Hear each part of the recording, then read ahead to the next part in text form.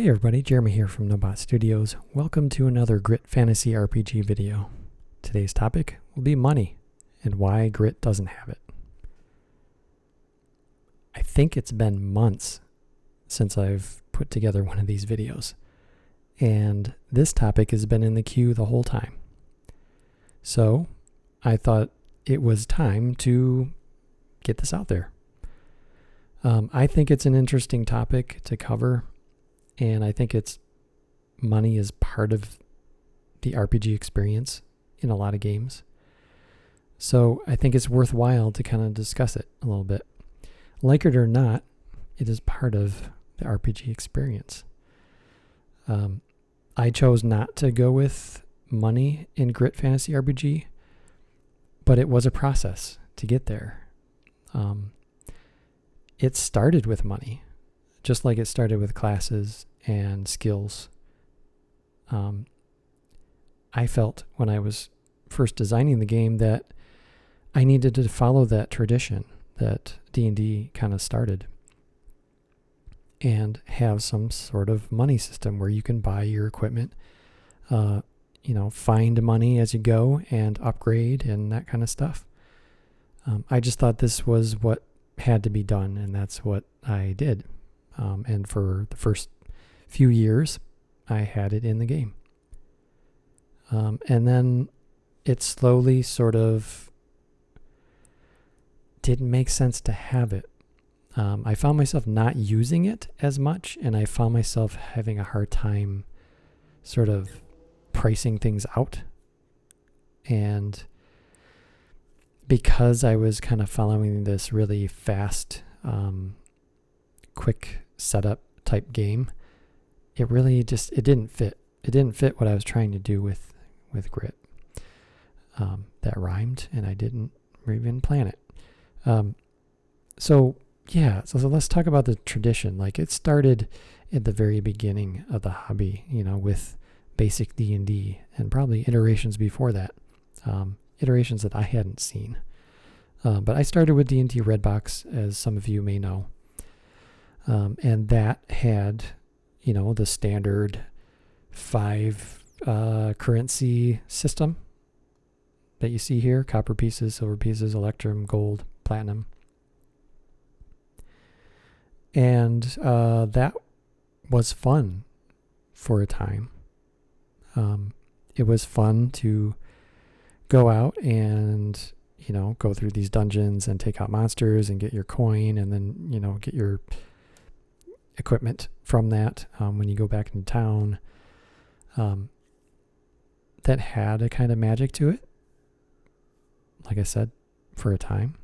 But that overall, it started to become sort of mechanical for me as a player. Like, I wasn't really that excited by, oh yes, we're getting more gold and just add it to the list, erase. You got eraser marks on your character sheet that are wearing through the paper. It started to become not so fun at little higher levels, or, been playing for a long time. Not that exciting, really. However, I did have some really good experiences with money in games. One of them was, it wasn't really an RPG, but it's kind of RPG adjacent. A Steve Jackson game's called Car Wars. And in that game, you basically build cars and fight them in arena battles, or go on like these scenarios and stuff, where it's just basically vehicle combat. And the really cool thing about that was you got your money, so many credits, and then you were able to like build out your car with everything you wanted to do with it, and within budget. And to me, that was really fun. And I was probably doing that in high school, I would say, high school age. So sitting down and like, do I run with a gas engine, or do I have a power plant, or what kind of tires do I have? What's my armor, and all my weapons and accessories for my car and all that stuff. It was fun to do. And I think there's other RPGs probably out there, and maybe Robotech was like that, where it was more like building a thing, and money was part of it. And I just really enjoyed that aspect of Car Wars. And then, much, much later, when I got into ICRPG, my friend Dan, Wildstar, that's his call name on Discord, he ran several ICRPG campaigns called Crossroads Arena. And what he did with that was really cool. It was basically just a series of one-shots, but it was an open call. Like you could join in on a game anytime. So it's like a revolving door, kind of like all different characters and players, all different levels. Really, there's no level system in ICRPG, but levels of so many milestones or whatever. The cool thing he did there was that you got paid more each time for each arena battle that you survived. So you make it through an arena battle without dying, you get paid a certain amount for each session that you've been through. So for instance, if you've been through 2 sessions, you get paid, I think it was a D20. Actually, you roll D20 times 10 or something like that in coin. So it'd be 2D10 if you've gone 2 sessions. If you're 15 sessions in, 15, I shouldn't say sessions, but arena battles, then you're rolling 15D20 for coin. And he had a nice little list of things that you could buy stuff for. And that wasn't included in the book. He made that up himself. So there was like healing potions and stuff, and then some upgrades you could do. He actually had some like little background things where you could buy like houses and stuff like that, to kind of fill out your character a little bit more. That like just beyond what the sessions were, right? So that was a lot of fun, and I think that was really well done. ICRPG only has 1 coin. It doesn't follow the system like D&D, where there's 5 different currencies, which made it really simple and easy to use, easy to access. I think ICRPG does still have coin in it, but it's not really related to any kind of starting character development. I think it was kind of like a secondary thing. If you wanted to use it, you could. And Dan used it really well. So kudos to you, Dan, if you're listening. Thank you. That was awesome. So a couple things that I don't like about like the traditional D&D thing is that, well, one, there was the weirdness of XP, like experience points for coin. Like if you get coin, you get 2 experience points or something like that. Whereas like with a monster, like if you take out a monster, you had less actually experience points. So it was this weird thing where you really were like coin fiends, trying to get as much gold as you could. That was a little weird, and it never really sat well with me. I also really don't like that there's 5 currencies, because conversions are annoying to me. Like, why do I want to, deal with converting different coins and stuff? And what I've come to understand about why there's the different tiers, and I'm sure there's varying opinions on this, but I think it's tied to advancement. I think coin or money provides like a secondary advancement system. It's not as potent as like leveling up and getting different feats and skills and all kinds of stuff, but it allows you to gain coin and buy equipment to upgrade your character somewhat, like, a little better armor, better weapon, and magic items eventually. So I think it truly is kind of an advancement system. And I feel like it's tied into the power bloat that I see with D&D, where, you start out with copper and silver, and then as you move along in strength and levels, like you were starting to get more silver pieces or gold or platinum, right? That's also tied to encumbrance. But, you're getting higher value currencies as you level up and become more powerful so that you can afford more powerful things. It's just tied to that whole power bloat system, really. I don't really care for that. And I don't care for encumbrance too. And a ton of coin weighs a lot because you're like basically carrying a bag of metal around. So that kind of adds a lot more complication that's needed too.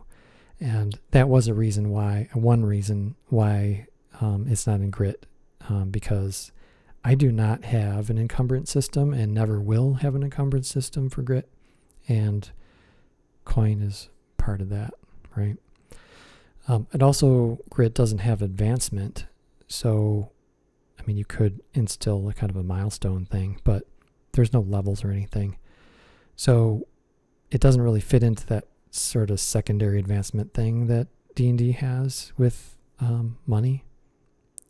So those are two things that kind of, led me to not having money in Grit.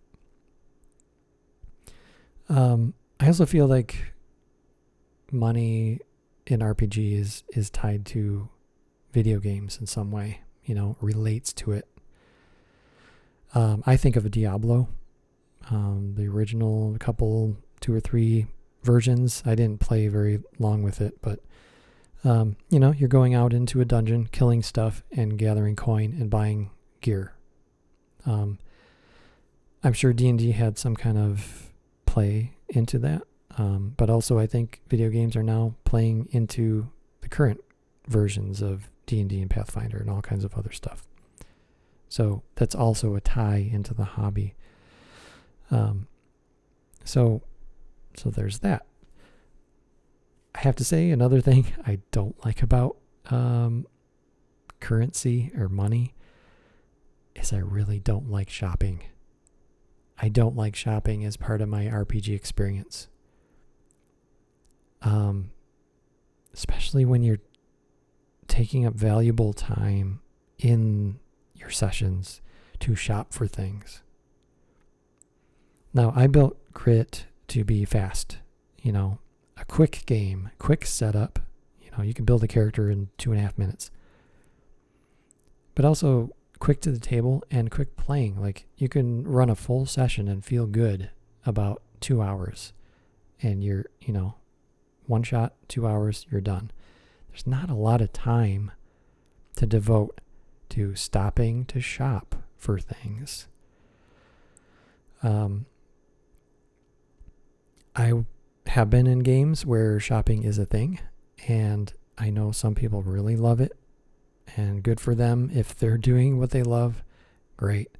But I think it's a very solitary type of experience. Hard to really make that work in a group. And so you end up having one, maybe two people shopping, and then the other people sitting around watching them shop. So that's not fun to me. Also, I live, in my real life here. I have to live my life and do real life things, right? Like shopping. Like I got the weekend off from work and I need to go buy my groceries and blah, blah, blah. Do I enjoy that shopping? No. Does anybody have any fun experiences with shopping? You just kind of do it. You're like kind of a zombie, you go and do your thing. There's no haggling for for your stuff, right? There's no RP. And especially now with the checkout things, there's no one there. So to me, I want to be in a different world. I want to experience the story that's unfolding. And I don't want to do normal real life things like shopping in my game experience. So some people love it. I do not. And so I didn't want to put that in Grit because of that, I didn't want to make that part of the experience. And I think that the quick setup kind of has a lot to do with, getting to the table and getting involved in that story as fast as possible, and not spending the time to, go through the coin and figure out all the best combinations of things to buy with what you have ahead of time. I don't think that's a fun experience, really, for what I was trying to do. So I would rather just give characters stuff in the beginning and just assume that, yeah, you had money to buy these things, or you were given those things or gifted those things. Boom, you start with 4 items and a unique item ready to go. As you go, when you gain stuff, it could just be assumed that you were paid something and bought a magic item, an artifact, or you were given an artifact for a job. Or, if you go into a tavern, you just have the money to buy the ale that you want. Like, there's no need to, nitpick the details about how much money you have, right? So that was another thing. But really, when it all comes down to it, and it's just like classes, and it's just like skills, I really wanted to make it simple. And I felt like money just was not part of that simplistic approach to the design. It just didn't make sense. And like I said, I had it to start, and it just slowly didn't make sense. And I think the tipping point was when I was making the character sheet for the first time, like fleshing that out. And I'm like, man, I don't have space for this, the coin, like it just wasn't working. And I'm like, do I really even need coin? Like, how many times have I ever used coin in my games? And has it worked out well? Not really. I had probably 2 or 3 D20 loot tables with just treasure with coin in it, and gems and stuff like that. But all that went away, and I didn't miss it at all when I took it out. So I'm glad I did it that way. And I think there's a lot of games out there that just don't have the coin because they are trying to be more simple and not worry about that stuff, and just get to the table as quick as possible and get going. So yeah, what's your experience with money? How do you feel about that? Leave comments below. I'd like to hear your experiences and opinions. Like I said, I've had good experiences with coin and money in my games, but I've also had bad experiences. And I think I've probably had more bad experiences, or just meh, kind of neutral experiences, enough not to put it in my game that is I designed. So anywho, for the 5 people who have, listened this far, thank you so much. And that's really all I got to say about that. I'm glad I'm putting this video out. It has been too long. And anyways, keep on keeping on, and keep on rolling those dice.